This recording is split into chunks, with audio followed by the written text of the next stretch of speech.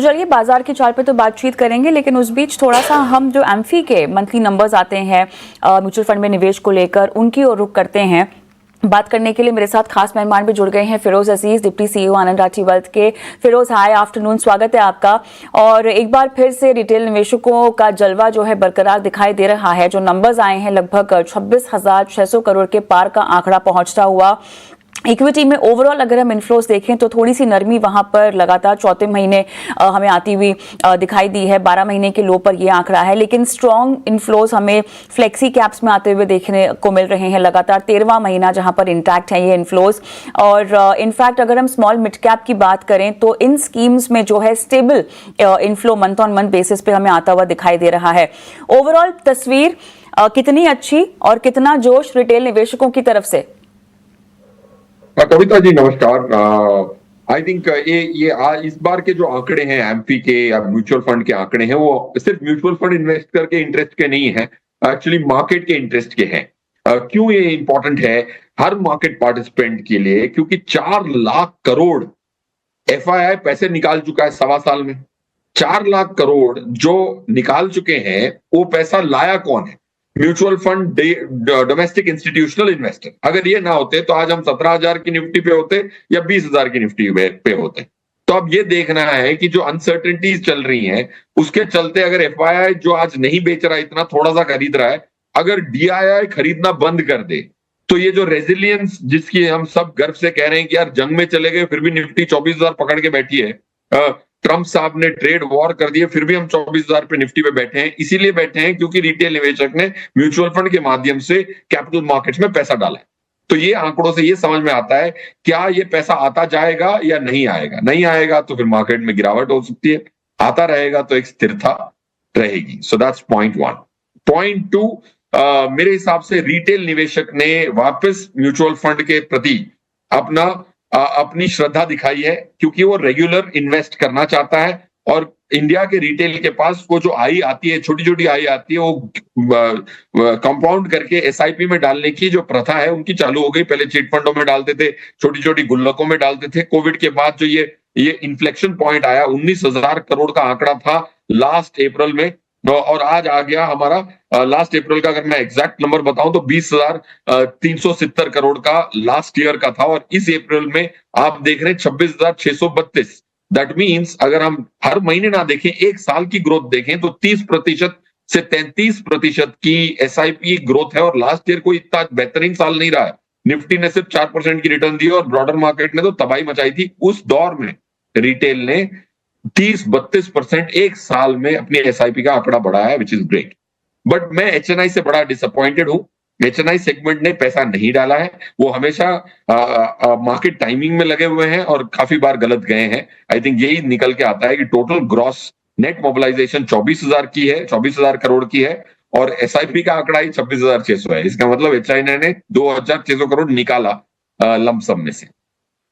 बिल्कुल, लगता है वहां पे थोड़ी सी और हैंड होल्डिंग की जरूरत पड़ेगी उन्हें। लेकिन एक बात मुझे बताइएगा, एसआईपी स्टॉपेज रेशियो क्या आपको फिर परेशान कर रहा है इन नंबर्स को देखकर? क्योंकि कहीं ना कहीं फिरोज ये तो ग्रॉस नंबर्स की बात हम कर रहे होंगे ना। ये देखिए, flow in terms of numerically कितनी एसआईपी आई वो ग्रॉस होता है, बट नंबर जो है ना वो नेट होता है। अगर समझो कि लास्ट मंथ के 26,000, समझो 25,000, ऑलमोस्ट 26,000 करोड़ की एसआईपी का आंकड़ा था, और इस महीने 26,600 है। समझो कि 1,000 करोड़ की एसआईपी पुरानी वाली नहीं आई, तो फिर भी 1,600 करोड़ की नहीं आई है। तो ये जो 600 करोड़ का इजाफा हुआ है एसआईपी के माध्यम से, जो क्रेडिट्स आई हैं एएमसीज की म्यूचुअल फंड के बैंक अकाउंट में, वो नेट नंबर है। जब हम एसआईपी कितने लोगों ने की, कितनी नई एसआईपी शुरू हुई, वो ग्रॉस नंबर है। और उसके बाद काफी सारे लोग एसआईपी स्टॉप भी करते हैं। अब वो जो नेट नंबर है वो थोड़ा सा गलत आता है कविता जी। काफी बार क्या होता है कि उसमें उसको इतना सीरियसली इसीलिए नहीं लेना चाहिए। समझो कि फिरोज 4 एसआईपी कर रहा है और वो गिनती में आती है कि 4 एसआईपी चल रही, फिर मुझे लगता है यार 2 स्कीमें ना अच्छी नहीं चल रही, तो उसको मैं बंद कर देता हूं कविता जी का शो देख के, और बाकी 2 शुरू कर लेता हूं। तो नेट फिरोज की तो 4 एसआईपी थी और 4 एसआईपी हैं, बट एक्चुअली मैंने 2 एसआईपी बंद की, तो वो स्टॉपेज में वो 2 दिखेंगी, बट मैंने मार्केट छोड़ के अपना एसआईपी के प्रति कोई श्रद्धा कम नहीं की है। एक स्कीम बंद की, दूसरी स्कीम चालू की। सो पॉइंट मैं ये कह रहा हूं, जो एसआईपी स्टॉपेज होती है उसमें दो कारण होते हैं कि एक तो मैं अब विश्वास ही उठ गया एसआईपी से, मैं बंद कर रहा हूं, चारों की चारों बंद कर रहा हूं, ये एक तात्पर्य हो सकता है। दूसरा ये हो सकता है कि यार 3 स्कीमें अच्छी नहीं कर रही, मैं किसी और 3 में जाऊंगा तो भी वो एसआईपी बंद की हुई दिखेगी, जो एक्चुअली इतनी घबराने की बात नहीं है जब तक कि टोटल नंबर बढ़ रहा है 26,600। आपसे पूछना चाहेंगे स्मॉल और मिड कैप को लेकर कॉन्फिडेंस का कैसे आ रहा है निवेशकों में, क्योंकि हम तो उम्मीद कर रहे थे कि थोड़ा सा यहाँ पर कमी दिखाई देगी, जो कि बीच के कुछ महीनों में दिखाई भी दी थी, लेकिन उसके बाद पिछले 2 महीने से हम देख रहे हैं कि जस के तस नंबर्स ही हैं।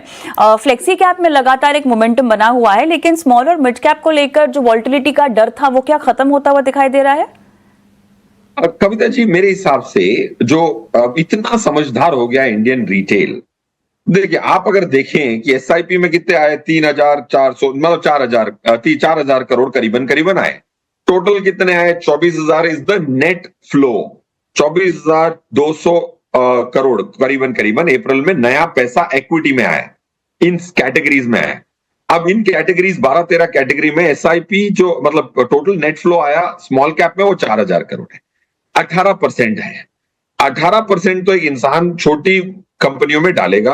अगर मैं आज आपने शो में भी, आपके शो में भी आता हूं तो आप भी दूसरे गेस्ट को लाते हैं जो सेंसिबल गेस्ट होते हैं, वो हमेशा कहते हैं यार 15-20% तो स्मॉल कैप में होना चाहिए। तो इंडिया की एलोकेशन का 17-18% स्मॉल कैप में जा रहा है।